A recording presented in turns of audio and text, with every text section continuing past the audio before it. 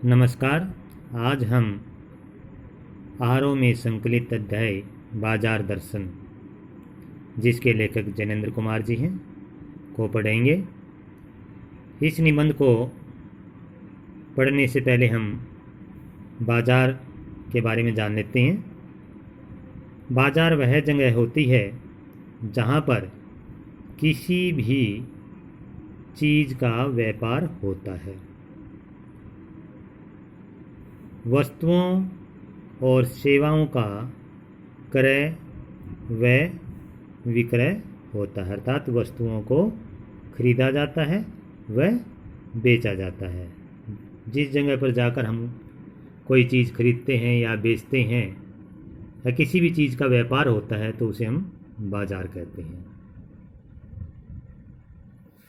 अब बाजार दर्शन निबंध जो लेखक ने लिखा है उसमें उन्होंने बाजार के आकर्षण एवं बाजारू प्रवृत्ति पर व्यंग्य किया है। बाजारवाद और उपभोक्तावाद के साथ साथ अर्थनीति एवं दर्शन से संबंधित विचार हमें इस अध्याय में या निबंध में देखने को मिलते हैं। यह निबंध लेखक ने कई दशक पहले लिखा था, लेकिन आज भी यह लेख हमें उपभोक्तावाद व बाजारवाद को समझाने की शक्ति रखता है। लेखक अपने परिचितों मित्रों से जुड़े अनुभव बताते हुए स्पष्ट करता है कि बाजार की जादुई ताकत मनुष्य को अपना गुलाम बना लेती है। यदि हम आवश्यकताओं को ठीक ठाक समझकर बाजार का उपयोग करते हैं तो इससे लाभ उठा सकते हैं, और यदि उसकी चमक दमक में फंस जाते हैं तो ईर्ष्या और तृष्णा से घायल होकर सदा के लिए बेकार भी हो सकते हैं।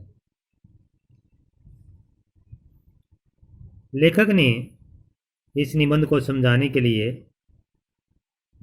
अपने दो मित्रों का उदाहरण दिया है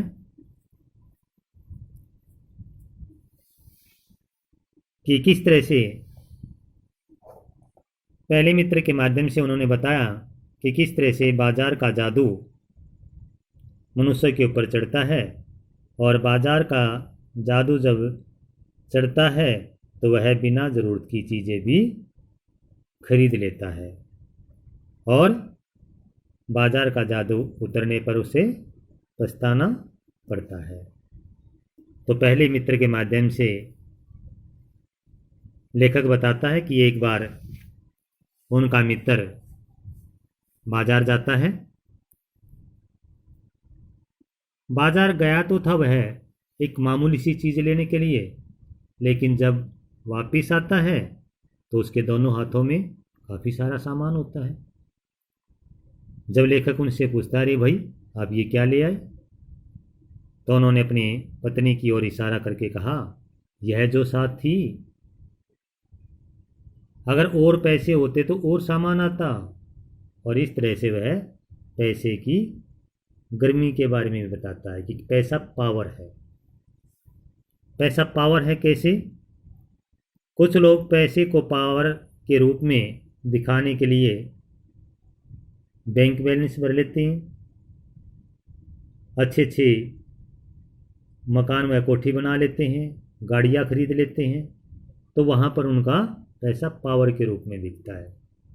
लेकिन इसके विपरीत कुछ लोग संयमी भी होते हैं और वो कंजूसी करके अपने पैसे को जोड़ लेते हैं, और उसी पैसे पर वे अपने आप को गर्वित महसूस करते हैं। तो मित्र बताता है कि यहाँ जब मैं इतनी सारी चीज़ें खरीद कर लाया हूँ, ये पैसे की परचेजिंग पावर के अनुपात से ही आई है, न कि ज़रूरत के अनुसार। अब लेखक कहता है कि जो उसके मित्र ने जो फालतू की चीज़ें खरीदी थी वह केवल बाजार के आकर्षण के कारण खरीदी थी। क्योंकि बाजार का जो जादू है वो रूप का जादू है, और वो रूप का जादू हमारी आंखों के माध्यम से हमारे ऊपर चढ़ता है, मुंह का आमंत्रण देता है और हमारे अंदर यह इच्छा जगाता है कि मेरे पास इस चीज़ की कमी है, यह भी खरीद लूं। उसे लगता है कि बाजार में बहुत कुछ है और मेरे पास तो कुछ भी नहीं है, और इस तरह से वह न चाहते हुए भी बहुत सारी चीज़ें खरीद लेता है। अब जब वह वो चीज़ें खरीदता है तो दुकानदार भी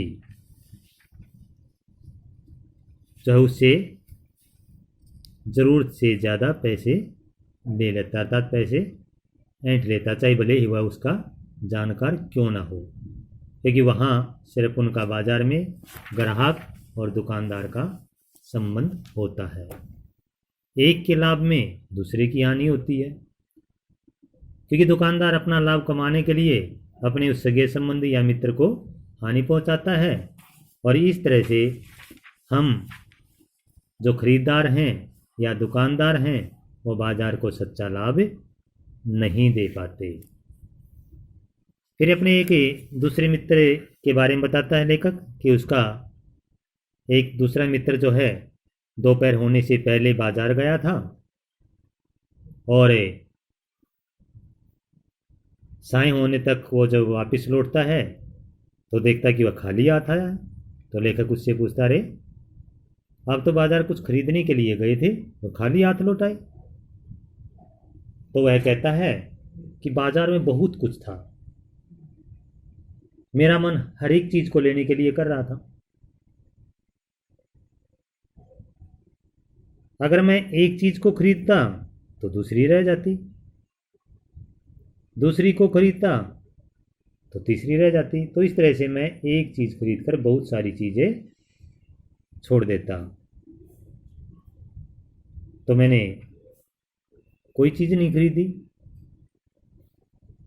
तो लेखक दोनों मित्रों की बात सुनकर यह अंदाजा लगाता है कि जब पहला मित्र बाजार गया था और बहुत सारा सामान खरीद कर लाया था तो बाजार का जादू था, और बाजार का जादू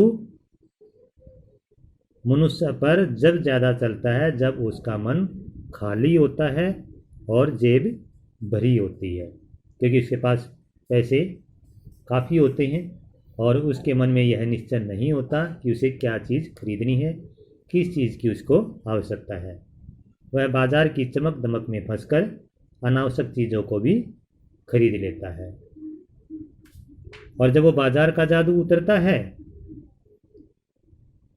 तो उसे पछतावे के सिवा कुछ भी हासिल नहीं होता।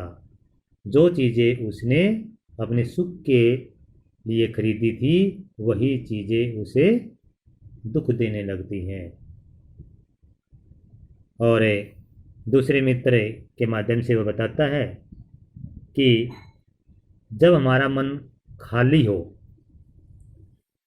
यानी कि हमारे मन में निश्चय न हो कि हमें क्या खरीदना है क्या नहीं खरीदना है, तो हमें कोई चीज़ नहीं खरीदनी चाहिए।